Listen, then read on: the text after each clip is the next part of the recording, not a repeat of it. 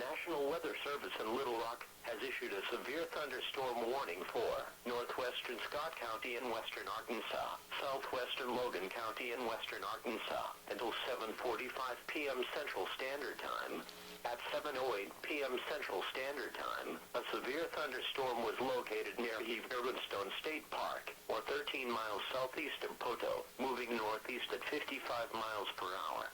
Expected hazards include 60 miles per hour wind gusts and quarter-size hail. This is a radar-indicated threat. The following impacts are expected. Hail damage to vehicles is expected.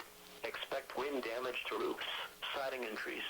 Locations impacted include Waldron, Mansfield, Oliver, Echo, Morgan Springs, Bates, Barber, Cothran, Hunt, Liberty, Lucas, Pine and Elm Park. Remain alert for a possible tornado. Tornadoes can develop quickly from severe thunderstorms. If you spot a tornado, go at once into the basement or small central room in a sturdy structure. A tornado watch remains in effect until 9 p.m. Central Standard Time for western Arkansas.